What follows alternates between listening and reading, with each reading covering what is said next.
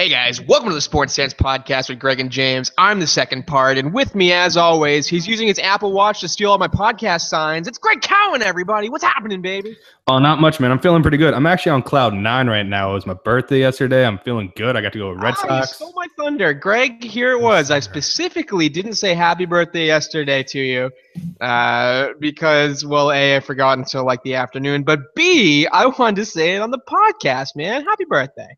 Thank you very much. And hey, I mean, you still have one of the best Facebook posts on my birthday of all time when a few years ago you were like, the Book of Faces told me today was your birthday. So, I just think of that. That's every year for you, basically. Yeah, that buys me a couple, huh? It does buy you a couple. It was pretty ingenious.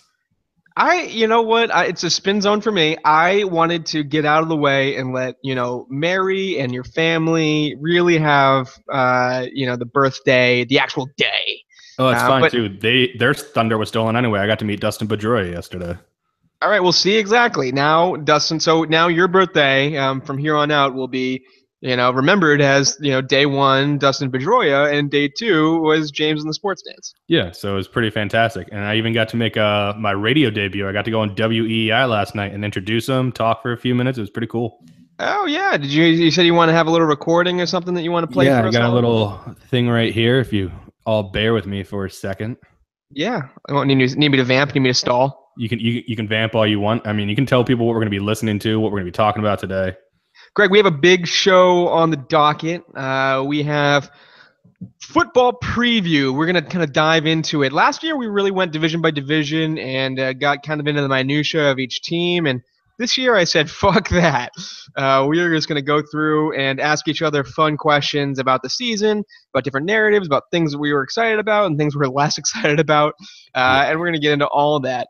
We might touch on some other stuff, too. That's primarily we're going to be at. But before we get into any of that, how are you? I'm good. I've got the clip all queued up. If you're ready for it, I'll just do the intro part where I did my, my best moment of the whole night. So iTunes is like, I'm going to load it up for you. 5 earned runs to the moment, and Dustin Pedroia coming to the plate. Without further ado, here is our Salem 5 back winner, Greg Cowan, to introduce him. Now batting, the designated hitter, Dustin the Laser Show Pedroia. Greg. He'd love it.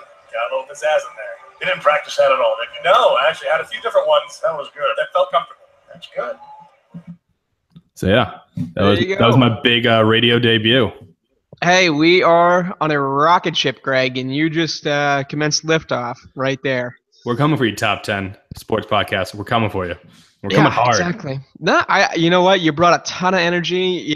Most people, when they get up there in those kinds of situations, they don't take full advantage. You got your money's worth. Oh, I did. I was like, I'm not going to be one of those people that's just like, now batting number 15.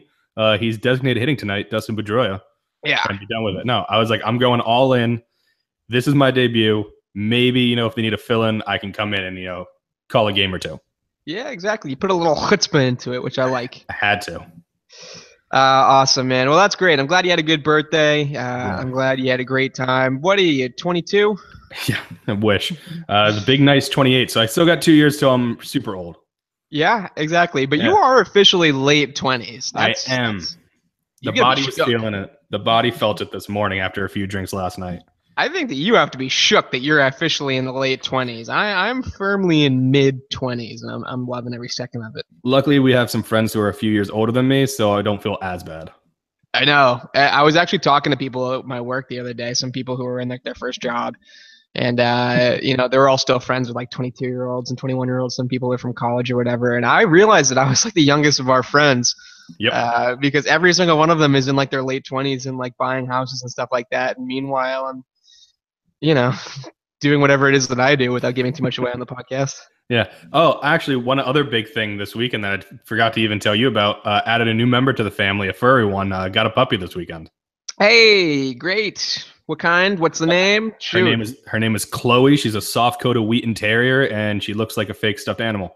I always ask people what kind of puppy or what kind of dog they have. Like, I give a fuck or have any idea of what the dog is. Like, I'll send you a picture later, and I bet your response is going to be, oh, my God, that dog's adorable. And Amy's going to be, like, freaking out because, girls, that's what they do. Yeah, that's what it is. Well, awesome, man. I'm happy for you. It sounds like you're living your best life. I am. How are you doing? How have you been since we last talked? Fine. Of course. Uh, Was the Not much was going on. Game of Thrones Thrones is. finale? Go ahead. Was the Thrones finale happened since we last talked? A couple of weeks ago. It had remember. happened right before we started our podcast That's what it again. was. So I'm putting my toe in the water in other situations. I'm about halfway through. What's that shit that they have on HBO? The documentary with Dr. Dre and Jimmy Iovine. It's like the behind the music or something type It's thing. behind the music, but it's called something specific. It's I don't Behind know. the I'm gonna beats, look it up. something like It's that. not behind the beats. It was behind the beats. It opened up with a really cool shot of what their whole situation was when Apple started purchasing Beats. It is called. Bear with me here. Oh God, you just went It's on okay. a big It's long thing about your They're on personal life. Apple. It's okay. The Red Sox probably are getting it. The signals right now to their watch to hand to you, so that you can actually get the name out.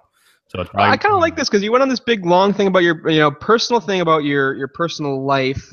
Talking about all these things that are deeply personal to you, about your birthday, about the new puppy, about the whole thing, and then meanwhile I'm just kind of like, yeah, let me spend 20 minutes looking up this title of the show. I'm just waiting for Atlanta to start in September.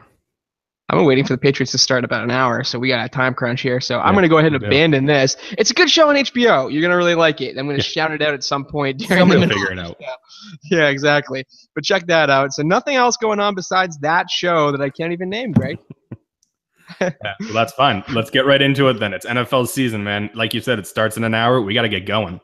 The Defiant Ones. Oh, the Defiant Ones on There HBO. you go. Check it out. Dr. Dre and Jimmy Iovine. They go through the whole history of West Coast versus East Coast rap and how Jimmy Iovine was the producer for Bruce Springsteen and Patti Smith, but then all of a sudden he became the producer for NWA and a lot of these West Coast guys. It was really, really interesting. So anyway. I would definitely check it out. All right, that's 5 minutes of solid non-sports talk. So let's get into it, Greg. We got the NFL back on our hands tonight. Oh, it's great. It feels good. Air's getting crisp. Falls around the corner. I'm loving it.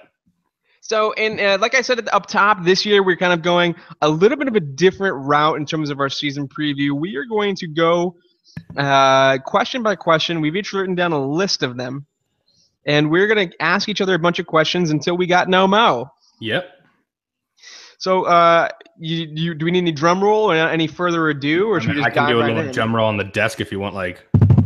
There you go. That's the drum. All roll. right. First question of the 2000. I feel like I'm in the Polar Express right now. The first question of the 2017 NFL season. Hot chocolate.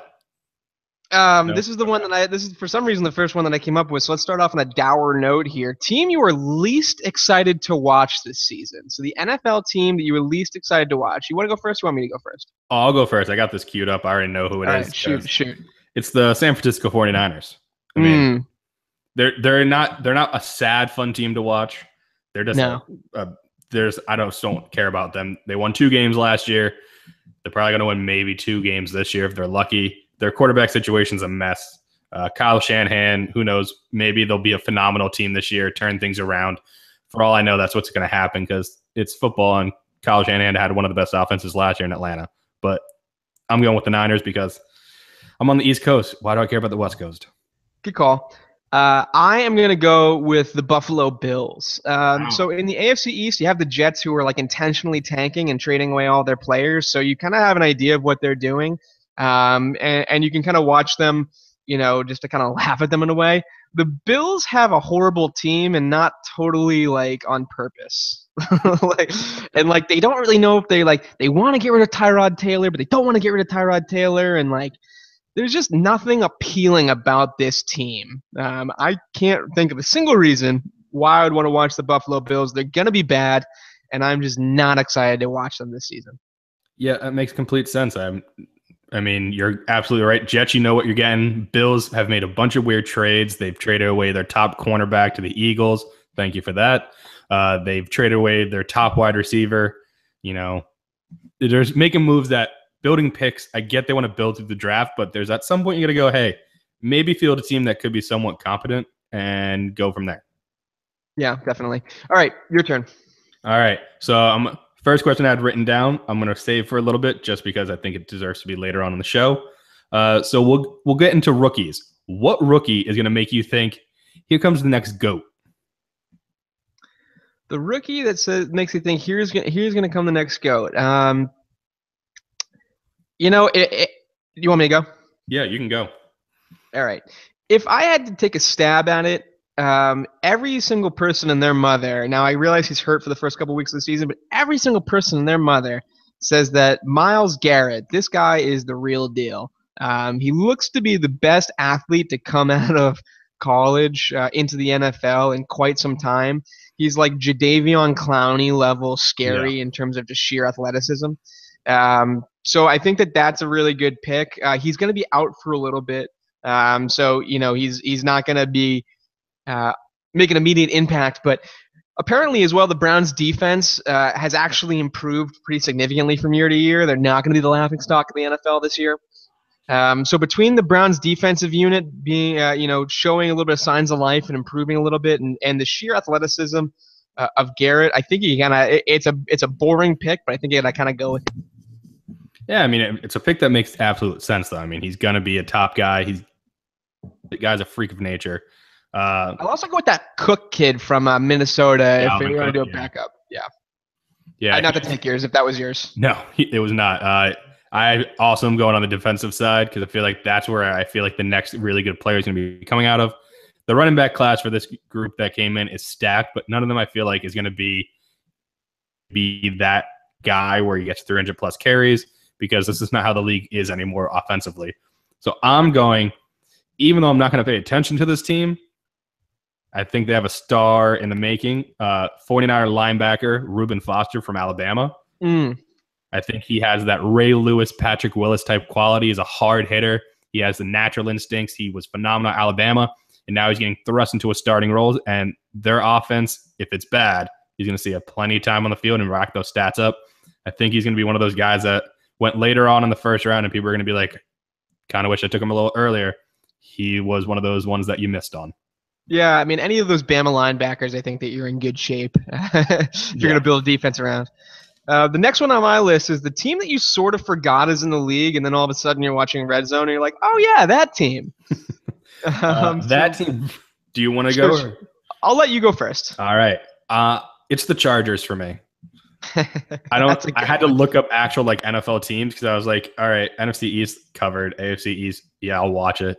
And I'm looking, I'm like, oh yeah, the Chargers. I forgot they moved to LA even, just because Philip Rivers still lives in San Diego. He doesn't even want to be a part of the whole LA Chargers thing. He's like, no, I'll be there once a week, 1 day a week playing in that stadium with LA on my chest. I'm still sticking in San Diego. So it's the Chargers for me. They're one of those teams that they're always kind of in the middle.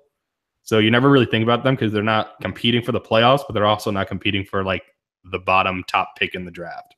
Right, and that's kind of the rationale behind my pick, and I'm going with the Detroit Lions. Oh, that's a good one.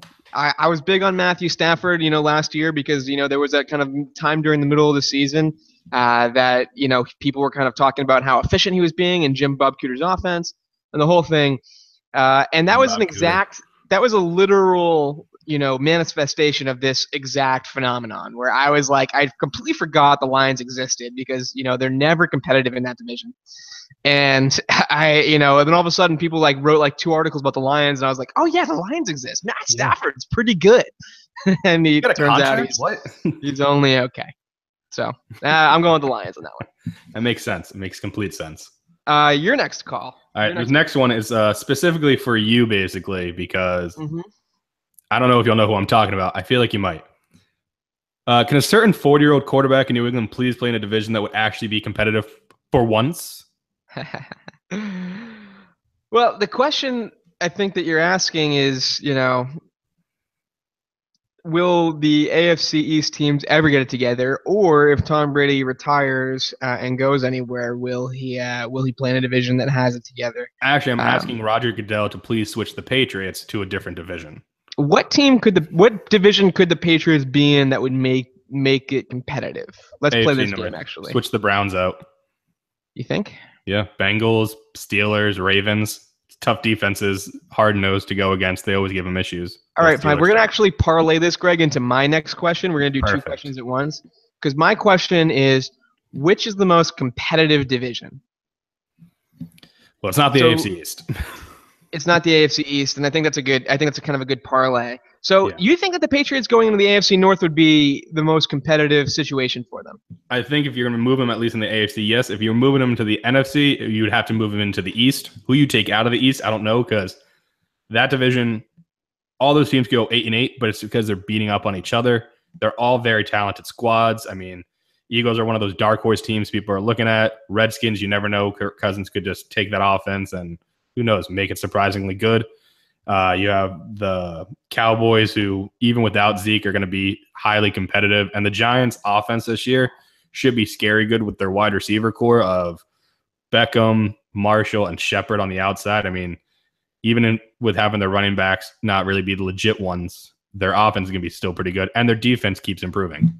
Do you think that does that make the NFC East and then the AFC North the most competitive divisions? Is that your opinion, or is that like the most competitive divisions minus a single team sort of thing? No, I think NFC East across the board has 4 teams that are all pretty competitive, will always be in kind of the thick of it in games. You're never going to have a major blowout. I feel every other division has at least one team that you look at and you go, doesn't matter, my team can beat that team. No, see, because that in my opinion, that's incorrect. My pick is the NFC South because I think the NFC South right now is the best division around, and that's kind of dependent on whether or not you're going to buy into the Buccaneers hype. They've got a lot of Hard Knocks hype going on right now. Well, even got to believe in the Saints. Well, I mean, I think that the Saints have Drew Brees. They're always going to be competitive. You're not going to count out Drew Brees. I don't think so. No, but their defense is horrible. But they've made some strides on their defense. You can't be the worst defense in the league 3 years in a row. That's not possible. I think they made some strides on their defense. I think that they could get to if you are playing a Drew Brees if you're playing a Drew Brees team that's like 5-6, you're still kind of nervous, right? Yeah. So that's my rationale behind it. I mean, the same way that you can look at the Cowboys and the NFC East versus the NFC South. Who has the better quarterbacks, the NFC East or the NFC South? Ooh, that's hard. I probably have to give it to the NFC South just because Breeze, Jameis, Cam, and who am I forgetting? Oh, Matt Ryan. Wow, I forgot Matt is. Yeah, they definitely have the 4 best quarterbacks grouping in the whole league, and I'm definitely going to touch on one of them a little later in one of our questions. All right. Well, why don't you go ahead and go with your next question because I kind of hijacked that one. That's fine. My next one, kind of just a little fun one to have. Are redheaded quarterbacks cursed? Are redheaded quarterbacks cursed? I don't know the answer to this question. I mean, I'm going to give you a list of some redheaded quarterbacks. I did research. So there are 3 at least starting in the league. So we'll just deal with those 3 specifically. Who besides Dalton starting? Carson Palmer is a redhead. Carson Wentz is a redhead, and Andy Dalton. So you have 3 redheaded quarterbacks in the NFL, and none of them have gone a season, I think, basically without having an injury of some sort. We had Wentz last year with a concussion. You had Dalton with having, I think it was his knee or arm or one of those, and Palmer's had like his knee blown out like 3 times. Dalton had that one season like 2 years ago where everyone was kind of like, it was kind of like the piss or get off the pot season with Dalton, where it was like he kind of put up a little bit with the numbers, and the Bengals looked like, I always kind of laugh because there's always like the second best team in the AFC behind the Patriots. It's like a rotating door of second best teams in the AFC. Like and this then year, they'll meet them in the championship and get blown off unless it's the Broncos with Manning. Right. This year it's the Steelers, and they've been there before, the second best team in the AFC quite a bit. It's usually some combination of the Steelers, the Broncos, or the Ravens are the second best team in the AFC. Just this year, like 2 years ago, it happened to be the Bengals. So I feel like Andy Dalton had like that one season where he put it all together and it looked really good. The Bengals were the second best team in the AFC, and then it just kind of fell apart from there. To answer your question, I don't know, if redhead quarterbacks are cursed. Carson Wentz, it's too early to tell a little bit with this guy. I mean, he looked pretty good for the first half of the season. I think that you had a Wentz on. I did. A little hard on for your old boy Carson. My bandwagon was riding high. But if you're basing it off of the 2 elders before him, Carson Palmer and Andy Dalton, I don't think that they're cursed so much as they're just kind of like, I mean, they make the playoffs. They can't win. They face like the Texans, who shouldn't be good with TJ Yates as their quarterback. You can't beat TJ Yates in the playoffs. I mean, come on. Carson Palmer, years and years and years of Bengals, also redheaded quarterbacks in Cincinnati. Really just, that's what it is, I think. I think Cincinnati redheaded quarterbacks are cursed because Palmer also had issues when he was in Cincinnati. And by the way, the last person I'll say that was a starting quarterback that was a redhead in recent years that makes me believe they're cursed, Brandon Whedon. Strawberry blonde. He's not red. He comes up as a ginger on list. So I'm solidifying my point. Redheaded quarterbacks are cursed. I really hope the redheaded Jesus ginger in Philadelphia breaks it, because if anybody's going to do it, it's going to be that guy, because he prays every day. He's like the Tim Tebow, but actually good. I don't want to get all sabermetrics on you right now, but do it, James. Get sabermetrics. I would say the redhead quarterbacks aren't cursed so much as they just don't have a big sample size. Like, you have a ton of like brown hair or blonde quarterbacks or black-haired quarterbacks in the league, but you just have less redhead quarterbacks in the league. So smaller sample size. Like, out of all, what percentage of quarterbacks are like quality versus the percentage of brown-haired quarterbacks are quality? I'd bet that it's a higher percentage of redhead quarterbacks are actually quality starting quarterbacks than brown-haired quarterbacks. You probably make a good point. So sabermetrics just threw in my face and made me maybe think that they maybe aren't cursed based on sample size. Bam. All right, my next question, I kind of like this one. This is one of the ones I was proud of, at least. The good team that you're bored with or that you don't care about. Simple. It's the team that everyone says is super good, but it's just boring at this point. You don't care. And I think I know where you're going with this, but go ahead. Patriots. It's not the Patriots. That's the wrong answer. No, it's definitely the Patriots. No, and I knew you were going to say this, and this is why I like this question. It's the Patriots. It's the Patriots. You can't make me think otherwise. I could watch no games. I don't know what that sound was. Give me the reason why the Patriots are boring. But Patriots are unbearable to watch, mainly because they're just going to win. You don't always know. No. I mean, most of the time, you don't always know. No, the Patriots aren't boring. And this is why I was so proud of this question, Greg, because I set this up for myself. Thank you very much. A little pat on the back for me. The Patriots are not boring at all. They're the defending Super Bowl champions. They've lost their top wide receiver, but they need to, the exciting part is let's see how they can actually kind of fill in for this top wide receiver. Trade the third stringer for a first-round wide receiver from like 3 years ago. Yeah, well done. Yeah, exactly. New roster like lineups and roster developments constantly, and then the Patriots have led the league in the last few years in offensive set diversity. So they constantly are lining up like they lined up with a halfback, close to the bottom of the league, like a single halfback in the backfield, close to the bottom of the league in amount of times they lined up in that formation. But then they subsequently went heavy with 2 tight end sets for like a majority of the time. And then like towards the bottom of the half of the league, they end up doing like, trips out wide, heavy wide receiver sets. But then also towards the top of the league, they were in empty backfield shotguns formation. So the Patriots will constantly mix it up with different kinds of formations that you don't really see other NFL teams doing. And other NFL teams, okay, just shut up.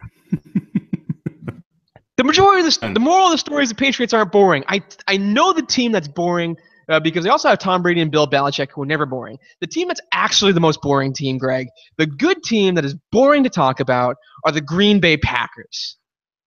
The Packers are you got Aaron Rodgers. Boring. Aaron Rodgers is boring. Got Martellus Bennett. There's nothing fun about the Green Bay Packers. Their coach is Mike McCarthy. He's the human incarnation of a meh. Let's go to Applebee's. That's Mike McCarthy. The human potato that can coach. Exactly. And he can't even coach. He's not even that good a coach. Mike McCarthy just sits there and let Aaron Rodgers bails him out. You know the most exciting thing about Aaron Rodgers, Greg? Would you like to know? He did it. He grew a mustache this offseason. That's true. I even sent a picture of that out saying Brokeback Packers. He grew a mustache this offseason. Everyone's like, oh, look at Aaron Rodgers. So much personality. That's the most exciting thing you have to say about Aaron Rodgers? Are you fucking kidding me? Pencil them in for – and by the way, they haven't won a Super Bowl since when? When was the last time the Packers won a Super Bowl? 2009, 2010, around there. Rodgers won it. 2011. So we're going on 6 years without them winning an actual Super Bowl. Aaron Rodgers has won 1 Super Bowl, has been to 1 Super Bowl. Yeah, because the most boring team has won like 3 of them in the past 6 years. No, that's exciting. Winning Super Bowls is exciting. I wouldn't know. So, flaming out in the middle of the NFC playoffs is not exciting. The Packers are boring. They're a good team. Pencil them in for 11 wins, and they are boring. Fine. You know what? Fine. But since you're so proud of the Patriots, we'll lead that into my other question that I have. Or I have a few, but the next one, it still goes well because everybody talks about how good the Patriots are. They look at their schedule. They're like, Patriots are going to be favored in every single game. Makes sense. And then you look at the reverse side. You see some other teams. They could be potentially favored to lose every game. So this year, will we have a team go 16-0? And will we have another team go 0-16? Probably be in the same division. Well, that's the only possibility, right? The only possibility is that the Jets will go 0-16, the Patriots will go 16-0. Those are the only two realistic possibilities. Yeah, that's basically what I was getting at.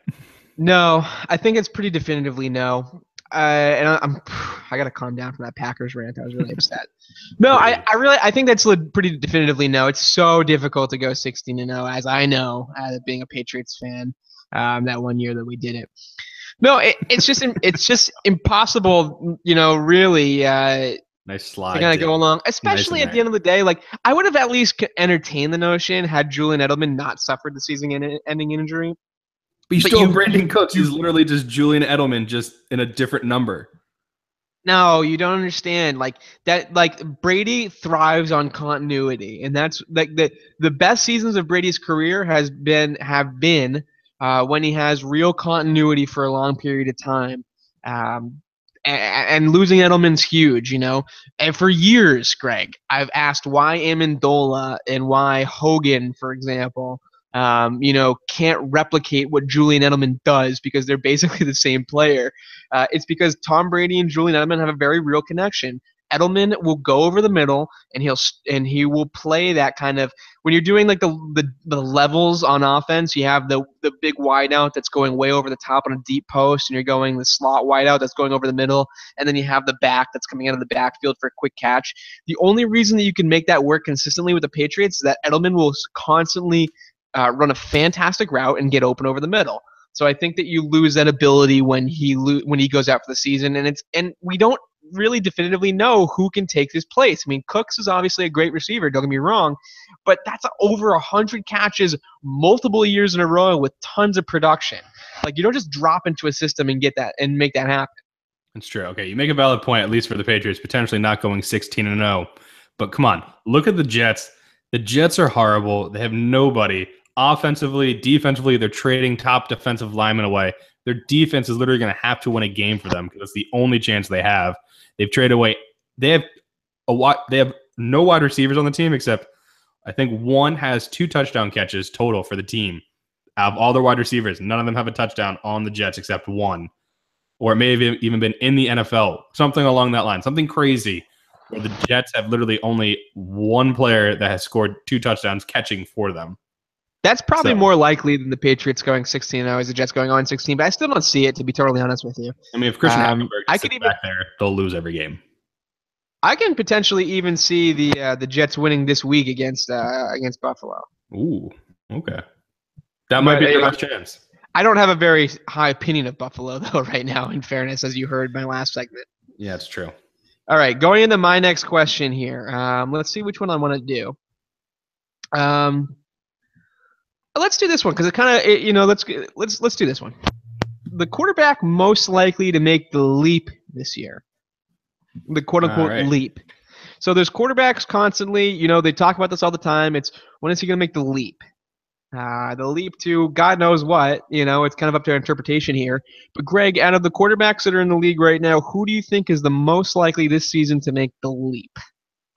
Most likely to make the leap, I mentioned before, I kind of teased a little bit. NFC South, we were talking about the different quarterbacks there. We've seen Breeze make the jump. We've seen Ryan make the jump. Cam made the jump a few years ago, got the MVP. I think it's time for Tampa Bay's quarterback to make the jump. Jameis Winston, I think, is going to make the jump to that next level. Last year he threw for over 4,000 yards, 28 touchdowns, only 18 interceptions. So, he's got to work on that. But overall, pretty good numbers. He improved from his rookie season. He's getting more comfortable. He now has a wide receiver in Deshaun Jackson who can take the top off of defense which I think really opens it up for him. Mike Evans, you have the mighty hamster in the back who suspended the first few games, so we'll see how the running game goes. But overall, I think Jameis is the guy that's going to be making that jump, and I think he's the one that everybody's looking to make the jump this year. I think that's a common one. My one gripe with that is Winston throws like the most knee-buckling interceptions ever. Like, It's true. Winston is like the classic like case of a player, and this can happen in like any sport. It's football, it's basketball, it's baseball, it's hockey, it's anything where it's just he shows flashes of brilliance and then he makes a mistake that's like so egregious that like you and I wouldn't make it. You know? True. And so he's got Mike Evans, he's got Deshaun Jackson, I believe, on the Bucks, right? Deshaun Jackson on the Bucks now? Deshaun Jackson on the Bucks. Yep. And he's got Jaquez Rogers and Doug Martin in the backfield. Those are two great weapons. So he definitely looks poised to take the lead. I just that interception thing to me is what really prevents me from putting Jameis on my list here. The one that I think is going to end up taking the leap is the person that was the big question mark next to Jameis, and that's Mariota. So Marcus Mariota had a great season last year. The Titans ended up finishing 9-7, I believe. 9-7. I think I want to say around that. It's either that or 10-6. They were pretty good. And they were in the top 10 in DVOA and offense, right? Now, primarily that had to do with their run game. They had an excellent run game. DeMarco Murray, much to your chagrin, had a great year. And then also Derrick Henry kind of got peppered in there as well. But what I really think is going to help Mariota this year is the upgraded receiving core.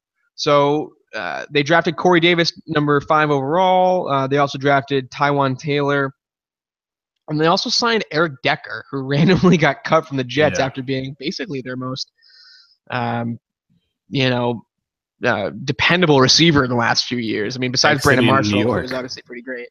Right. But Eric Decker had a great career in New York, and I have no idea why he was cut. But anyway, the Jets' loss is the Titans' gain. So I think with an updated receiving core, if kind of Tennessee makes that step towards getting away from like the kind of ground and pound and getting into letting Mariota huck the ball, I think that he makes the leap this year. All right. I mean, it was kind of a toss-up between him and Jameis for me. I just went with Jameis because I feel with Jackson, it really helps him out.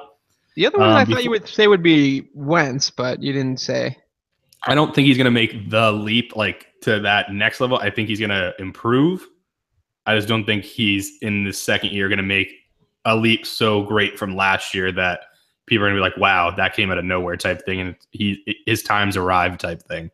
I think it's another year away, at least getting more comfortable in the offense, hopefully getting more continuity with his offense, keeping some guys there like Zach Ertz, having Alshon Jeffrey hopefully re-sign. So gotcha. Also, I didn't want to be like, pounding Eagles things down people's throat yet. All right. Fair enough. All right, next question. I think we should do our first guest pick for the NFL this year. We have the Drop and Dimes Sports Podcast. It's the Matthew brothers who host it. You can find them at Drop and Dime SP on Twitter. So go check them out. We're going to play the clip for them right now. It's like about 3-4 minutes. So guys, take it away.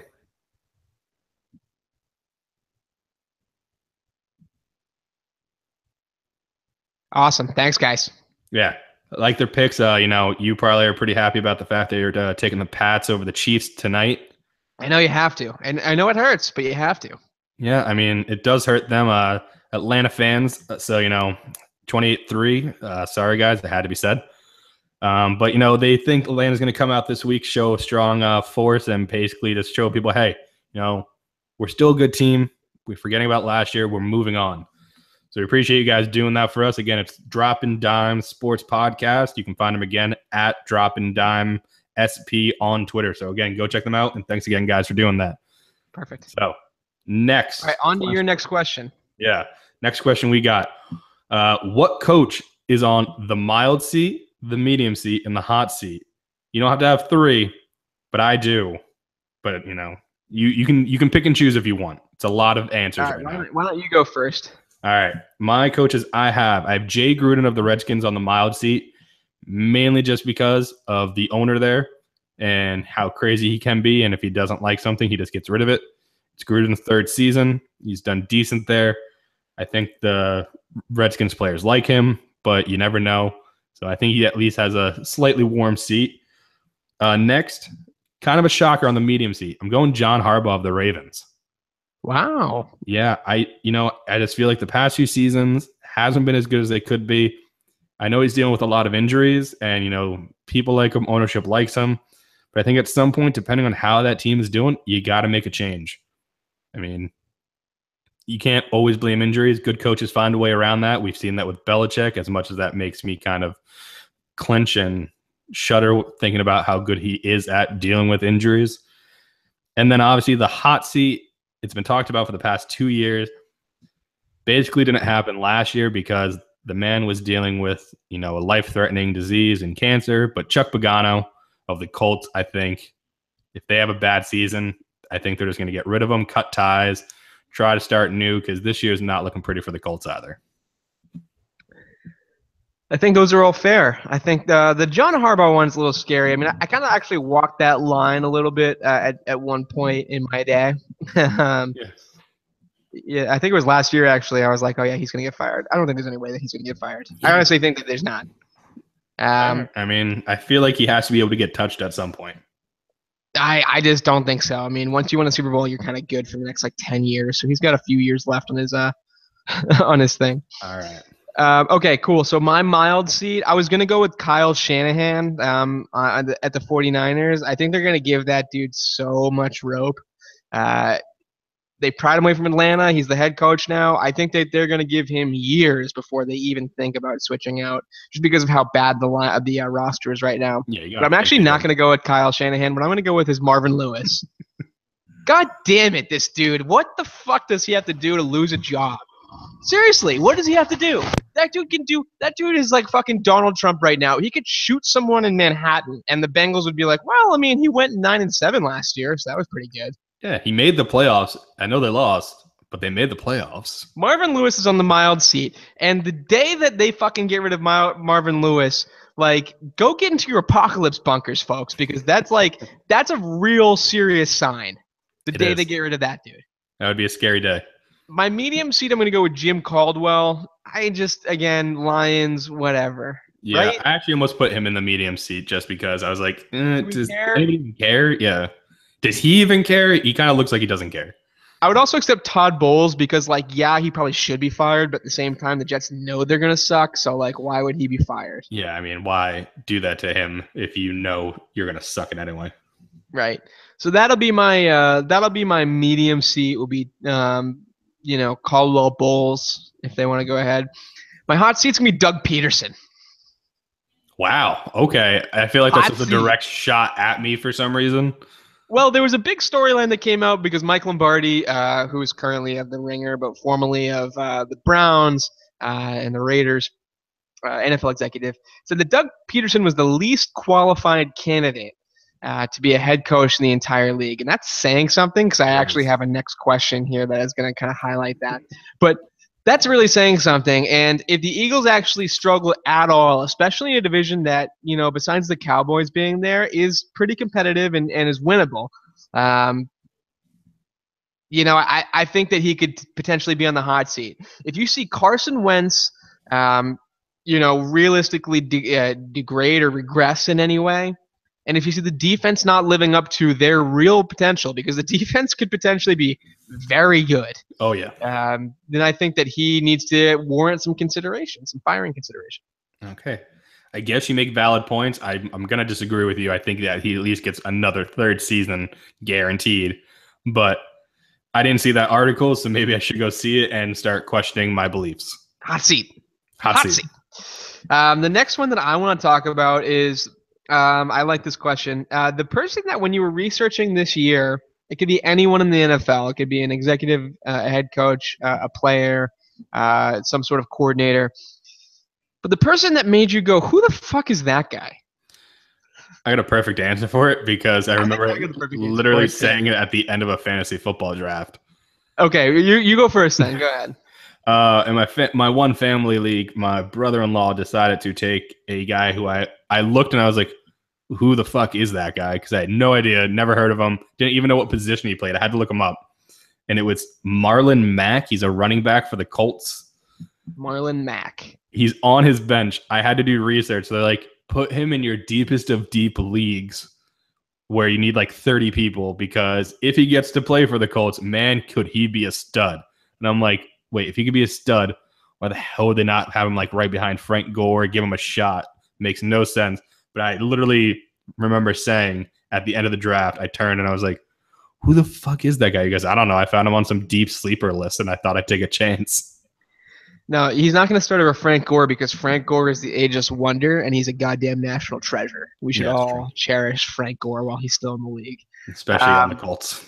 That's a pretty good who the fuck is that guy. I think I got a pretty good answer for it. Who the fuck is that guy? When I was researching this season, I stumbled upon the Denver Broncos and I read the head coach Vance Joseph. Yeah. Who the fuck is that guy? I had no idea. I thought it was... I didn't know that they had a new head coach. His name was Vance Joseph. Who the fuck is Vance Joseph? I feel like I actually have an answer for this. I think he was a coordinator in Miami. Yes, he was the defensive coordinator for the Miami Dolphins. I thought he was in Florida. I just took a guess. Who the fuck is that guy? The defensive coordinator for the Miami Dolphins? Are you serious? I thought taking Brock Osweiler was a good idea, apparently, when he got cut. Like, what the fuck did the defensive coordinator for the Miami Dolphins warrant? What did he do to warrant a head coaching job? No less. Who is like not horrible? I don't know. I mean, he's like Denver's not bad, but like they're also like they're not great, but they're not bad. I mean, they could very easily, turn into a real, powerhouse. I mean, not powerhouse, but they could compete. Wild card, maybe. I don't know. They don't have great quarterbacks. I understand it. The defensive coordinator for the Dolphins, who, by the way, Greg, finished last year 19th in defensive DVOA. So it's not like they were like some sort of major like unit. It's not like the fucking, I don't know, goddamn Seahawks or Vikings defensive coordinator got the job. Vance Joseph. So he really made me go, who the fuck is that guy? Yeah, I bet you there's plenty of people on Madden when they like show the coach on the sideline. And they're like, who the hell is that? Did that coach not sign a thing like Belichick? Yeah, seriously. All right. All right, your next question. Yeah, I'm going to narrow it down. I got a few left, but I think there's like 3 left that I really kind of want to get an answer out of you. The next one is going to be, it's kind of a 2-parter. So who's your obvious MVP for the season and who's your dark horse? Yeah, I saw this one beforehand too. I think the obvious one has to be Aaron Rodgers because everyone sucks his dick all day. True. I mean, that's just my opinion.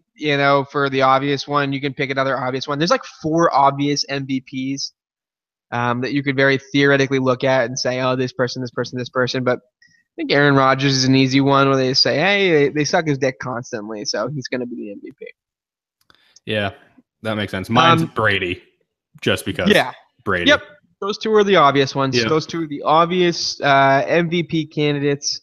So I think that those guys would be pretty good. So kind of shocked when they get announced.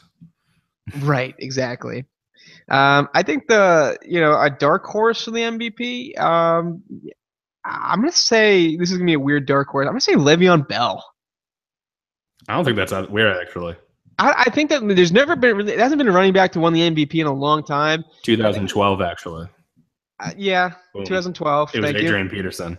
I looked that up. I think that Le'Veon Bell. Everyone's talking about David Johnson as being the number 1 running back this year in the Cardinals, and I think that guy's really talented. But I think that the Steelers' offense could be very explosive this year. And between the receiving and the rushing for Le'Veon, I think that's kind of what might push him over the edge. The one thing that he's got working against him is he's got 2 to 3 other major weapons on that offense that could take real credit for it, which is Brown, Bryant, and Roethlisberger. So all those 3 guys could potentially take credit for what could be an AFC leading offense behind the Patriots, of course. Yeah, do you think the Steelers have an issue with drafting really good offensive players with B's for last names? Like, I don't know. You got me. I don't know if it's an issue. I think I'd like to have that issue if that's the case. It's true. My my dark horse is going to be actually on the other side of the ball because, the offense gets all the glory. I think it's kind of a toss-up for me. It's either going to be Von Miller or it's going to be J.J. Watt. I think it's going to be one of those pass rushers. Both of them, especially if J.J.'s healthy. He hasn't had a full healthy season in a while. And when he's healthy and he's playing at the top of his game, that guy is unstoppable. He's easily the best defensive player. Von Miller's right behind him and Aaron Donald, but who knows if Donald's going to even be playing at the beginning of the week 1 because he's holding out. But I think if JJ's healthy, he's going to be playing the season for Houston. He's going to be doing the whole team on my back type thing. This one's for the city. He's going to do all that JJ Watt style, showing 2 a.m. workout videos, clearing water from streets and then going to the game and sacking 7 times. So I think it could be JJ because also don't forget, once in a while, they do throw him into the offensive package. If he pulls in a catch or 2 for a TD, I think it's a lock. That's an interesting pick. I don't mind it. Especially because, by the time he comes back, everyone's going to, again, be sucking his dick like crazy. Exactly. The one thing that you should be a little concerned about is the idea of, a close to 300-pound defensive end with a back issue. Yep. That's a little scary. He's putting the team on his back in Houston, though, so... Yeah, well, his back's fucked up, so what are you going to do? All right, that's pretty good. All right, so how many questions do you have left, Greg? I have 2 left that they're both kind of fun ones to have. Okay.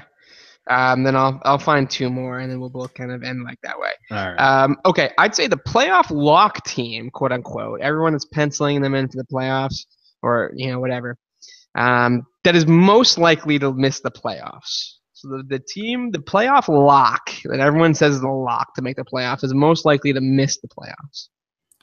Again, NFC is kind of hard to pick out, so I'm going to go to the AFC side because NFC is always kind of a toss-up. You have Seattle, Green Bay, this year, NFC East, you never know, and the NFC South, you actually never know who's going to actually make it in. So AFC, I feel like you always have 4 or 5 teams that are locks. I'm going with the Ravens. They're one of those teams everybody always seems to put in as at least a 5 or 6 wild card team. I don't think they make it. Too many injuries. I know everybody always wants to be it's going to be them Steelers at the top of that division. So if they don't win it, they get the wild card. But I don't think it happens this year, and that's partly why Harbaugh is on my medium seat. I think they missed the playoffs. That's not a bad one. I'm going to go with Atlanta Falcons. Whoa. Let's go insult to injury. Last year they had the biggest collapse in Super Bowl history. I don't know if you heard about that. I didn't. I think I missed the game. They just lost their coordinator that led them to one of the most efficient offenses in NFL history. They will regress towards the mean, and they had one of the healthiest seasons in recent NFL history. None of their major players missed any time, and even when Julio Jones sort of was about to miss time in the playoffs, he had one of the Super Bowls of any recent wide receiver's career. It's true. So all of those reasons lead me to believe that between all those reasons and the fact that they're in one of the most competitive divisions in the league, in my opinion, the most competitive division, I think that the Atlanta Falcons will miss the playoffs. All right. So that is definitely a hot take. It's a bold choice. It could work out for you. NFC South is that division that literally every year I feel like it rotates who's the best team, and who the best team was sucks the next year. Right. So you might be onto something. All right. My second to last question involves 2 coaches going head-to-head tonight in the Patriots-Chiefs game because Maurice Jones-Drew came out with a hot take that was so hot the internet lost its mind when he said the Chiefs have a head coaching advantage over the Patriots. I'm just going to give you some numbers here, James. So my question is the Kool-Aid Man a better coach than the Dark Sith Lord? I'll go ahead and just say no and let you make whatever point that you decide to make here. Okay. You're going to hate my point. Andy Reid, I'm going to give you some stats. Andy Reid has made 5 NFC championships. He's won 1. He is 1-5 against Bill Belichick in his career. He has 173 wins, 114 losses, and a tie. And his postseason record is 11-12. Not too shabby for how long he's been there. He's made a Super Bowl. Lost to Belichick in that one, too. I get what they're saying. Players love him. He has a great coaching mind, wears Hawaii shirts, shows up to coach photos. And I mean, the man's just a jolly man who walks through a room in red and you're just like, oh yeah. But I'm saying, oh no. Oh no, Maurice Jones-Drew. This time I have to go with the Dark Sith Lord because I'm not a crazy person like you who are just trying to get relevance again in the year 2017. Bill Belichick, James, you will be glad to hear this, is definitely the way better coach. You cannot look at anything Belichick has done stacking against any other coach and make any sort of case that any coach is better, especially in the past 2 decades. There's no coach that does it better than Belichick. He's won 5 Super Bowls. He's made 7. He's won, he technically has 6 Super Bowls, right? Because I think he won with the Giants or somebody when he was a coordinator. His record is 237 wins, 150 losses, 15 losses. The man does not tie in football. He refuses to do so. And he has a 26-10 postseason record, which is just ridiculous. So basically, my answer is the same as your answer would be, just a much longer-winded version of it, because I like to talk and hear my own voice sometimes. And I have to actually believe that I'm saying Bill Belichick is clearly the best coach in the league. Maurice Jones-Drew joins the long and storied tradition of AFC losers who are mad that Bill Belichick and Tom Brady are still winning. Yeah. So welcome to the club. You're joined wholeheartedly by Mark Brunell, by Ray Lewis, by a bunch of other AFC losers who will always be losers. Yeah, I'm a junior associate member. Yeah, exactly. So thank you, Maurice Jones-Drew, for joining the club. Appreciate it. You loser. Okay, you have one more question, so I'll just make one more question here as well. And mine is, which 31-year-old running back that literally just came out of retirement after a year and a half away from football, during a majority of which he was injured, are we expecting a little too much of? Would that be Ahmad Bradshaw? No, actually, I was thinking Marshawn Lynch. That's right. Lynch is the answer to that. Let me get this straight. A year and a half ago, Marshawn Lynch, who was the most physical running back in the entire league and who was on the wrong side of 30, decided to hang up his cleats because he was too injured to continue to play football. He spent a year and a half eating Skittles and not playing football. Going and now on Conan O'Brien. Back on the Raiders, and we're penciling them in for one of the most explosive offenses in the entire league. I don't think so. You know what I think, Greg? I think that he's going to get 3 games in, and he's going to get fucking hurt. You want to know why? Because he hasn't been playing football. He's old, and he hasn't been playing football. You know what happens when people who haven't been doing something for a long period of time all of a sudden start trying to do it again? They're bad at it. Yeah, ask Brett Favre. Yeah, exactly. I mean, besides the Vikings year, that was pretty fun. That year was pretty amazing. Look, I think that the Marshawn Lynch story is really great. He came back to the Oakland or whatever. But what is their backup plan? What happens if Marshawn Lynch is not good? Who is the second running back on their roster who's going to back up Marshawn Lynch?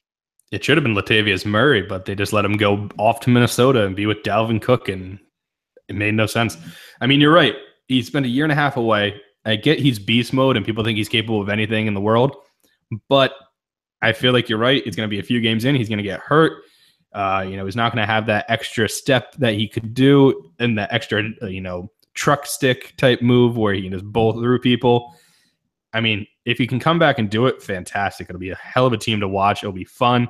They'll be the team that can compete with the Patriots, and that will be exciting at least. But I think you're pretty much right. I don't know why everybody's putting so much emphasis on thinking how good he's going to be this year. I mean, people are taking him in like the 3rd round of fantasy football drafts for a running back. Makes no sense. I wouldn't do anything with him. It's even in like daily fantasy sports until I see some sort of legitimacy of Marshawn Lynch being back and playing.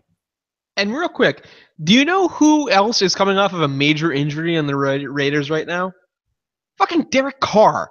The person who's going to actually need to carry the offense. So when Derek Carr is trying to get acclimated into real speed NFL games again, after suffering a pretty major injury that kept him out of the majority of the playoffs, we're going to be relying on a 31-year-old running back who hasn't played football in a year and a half because he was injured? Come on. He's got faith in him. David Carr is, good for that. Derek Carr. Sorry. I get him and his brother. I always flip-flop. Carr in general will have some faith in Marshawn. We'll just see how much faith he has in him after, like you said, game 3. Yeah, exactly. Hey, when Adrian Peterson gets cut by the Saints, maybe you can sign him too. Good. That'll be really fun. Yeah, You have the best backfield of 2006. It'll be amazing. Yeah, I mean, I'm excited. I have Adrian Peterson on my fantasy team. I'm hoping Ingram goes down and Peterson's just like, hey, remember me? I actually still am decent, and I'm like a weird freak of nature athlete. All right. Now, last question from you, Greg. All right, last question of our preview for the NFL before we go and start drinking and watching Patriot football and football just in general. Tony Romo decided to hang up his cleats and stop getting his vertebrae crushed in every single week. And he's going to hang them up to put on headphones and try to do what we do, James, which is speak to the people, make them fall in love with us, and, want to listen to us every single week. So my question is, will Tony Romo shine or will he suck in the TV booth this year? Well, the person he's replacing is Phil Simms, who really dropped off the last few years. I got to be totally honest with you. That was a tough last couple of years for Phil. It was. So I guess compared to Phil Simms, I bet he's going to be a little bit better. But that job is tough. That job is really hard, We pre-record this thing, and we don't really ever do double takes, but occasionally we have to. Yep. And it's because this, talking to people and actually having interesting things to say and compelling takes is really difficult. We're not even good at it yet, in my opinion. And we've been doing it for, a year and a half at this point. And we've talked to each other for years before that. I know, and Tony Romo has not, and I am hard-pressed to find a scenario where he's going to be really great. I don't think he'd be bad necessarily, but, he's got to also be able to kind of talk shit about people. One of my favorite announcers in the league right now, or color commentators in the league, is oh, wow, I just completely blanked on his name right now. NBC, Sunday night, god damn it. Michaels? No, who's next to Michaels? Oh, Chris Collinsworth. Thank you. Now we're gonna go ahead and have to edit all this. See, exactly. This is why Tony Romo's gonna be shitty. No, Chris Collinsworth, and because Chris Collinsworth will talk shit about players if they're not doing well, and he'll back it up with real legitimate analysis and digging into the game. But if someone's bad or someone's playing shitty, he'll call them out on it. And I don't know if Tony Romo has that ability. I could be wrong, but based on any of the press conferences around him, he's basically a Tom Brady who smiles more. Yep. Which is crazy to think about. Yeah, I think he's going to suck for the most part. I feel like he's going to be one of those guys that just after like week 2 runs out of stories and just start repeating himself every week. And people are like, wait, didn't he talk about this last week? We get it. You got hurt a lot. You also, got to do Jessica Simpson. Good for you, man. High five, all that. Great for you. You have kids now. Fantastic. And, good for you, but hey, can you get somebody to come back on and replace you because I'm bored out of my mind? Yeah, I totally agree. So, and I think that's it, man. I think that covers it. Wow. Good what preview. Cast. Good preview. All right. Anything else you want to say to the people before we kind of let this thing wrap and we head on to our respective TVs for tonight's game? Basically that I think Super Bowl is going to be Raiders versus. I didn't get that far in the NFC. I just got Raiders because I just don't want it to be the Patriots. So at least Raider fans, you'll have a Super Bowl potential. Pats Seahawks 2. Patriots win 800-0. All right. Well, that's a great score prediction. Bettors will love that. Yeah, exactly. Well, we will talk to you guys next week. Everybody enjoy the games. Enjoy the first weekend of NFL football. James, you have a good one, my friend. Take care, brother.